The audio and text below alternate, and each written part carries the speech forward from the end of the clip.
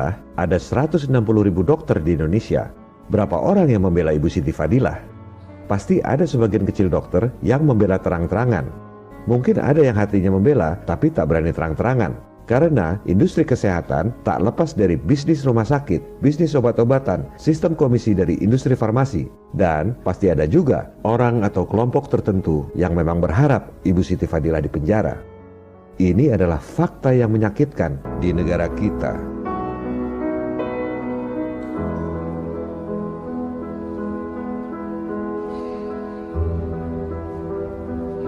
Para dokter adalah pahlawan kemanusiaan.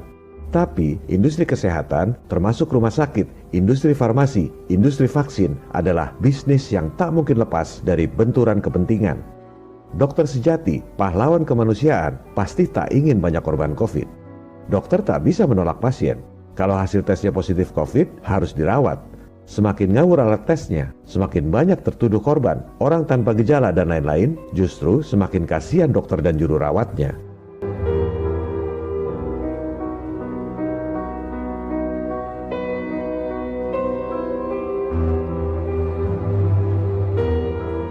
Yang sakit beneran ada, contohnya Menteri Perhubungan kita. Memang sakit, tapi yang tesnya positif COVID padahal nggak sakit juga banyak. Dampak negatif dari APBN untuk subsidi korban COVID, dan ini dilemanya, adalah benturan kepentingan. Ada pihak-pihak yang ingin jumlah korban COVID menjadi banyak, bisnis anggaran. Padahal uangnya adalah utang yang harus dicicil oleh rakyat selama 50 tahun. Penggelembungan jumlah korban COVID di rumah sakit terjadi di Amerika. Saya akan sampaikan bukti-buktinya pada tayangan berikut. Sementara di Indonesia bukan rahasia lagi bahwa organisasi dokter justru mengkritik pemerintah yang dianggap mengecilkan jumlah korban COVID. Tampaknya sebagian dokter ingin korban COVID lebih banyak, sejalan dengan WHO. Sebuah organisasi besar pasti tak luput dari kepentingan politik. Kalau ada dokter yang tak disukai oleh organisasi, tapi diangkat jadi Menteri Kesehatan, sudah pasti banyak yang tidak happy. Oleh sebab itu, jangan harap semua dokter satu suara soal COVID. Kalau saya boleh saran kepada Pak Menteri Kesehatan, untuk sementara ini tetaplah di luar radar. Mohon bikin penelitian sendiri tentang COVID ini. Saya yakin cukup 10 orang saja. Tapi tak mungkin bisa dilakukan sendirian seperti oleh Dr. Kaufman dan lain-lain karena tak ada biayanya. Lakukanlah penelitian diam-diam. Saat ini sudah betul, tak perlu debat publik, tak perlu menjelaskan pada rakyat. Cukup laporkan pada presiden. Rakyat tak perlu tahu, yang penting hasilnya.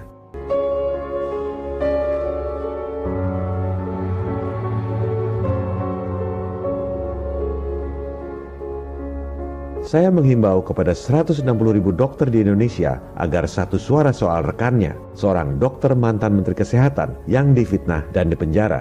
Tunjukkan solidaritas sesama dokter.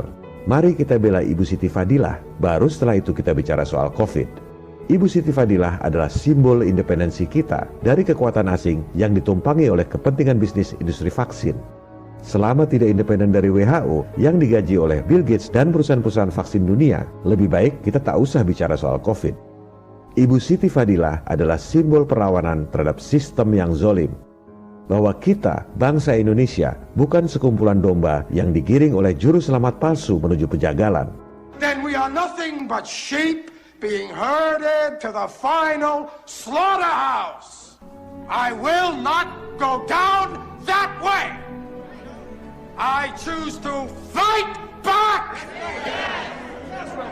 I choose to rise, not fall. I choose to live, not die.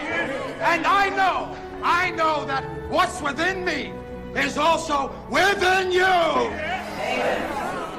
That's why I ask you now to join me. Join me. Rise up with me. Rise up on the wings of this slain angel. We'll rebuild on the soul of this little warrior. We will pick up his standard and raise it on. Carry it forward until this city, your city, our city, his city, is a palace again.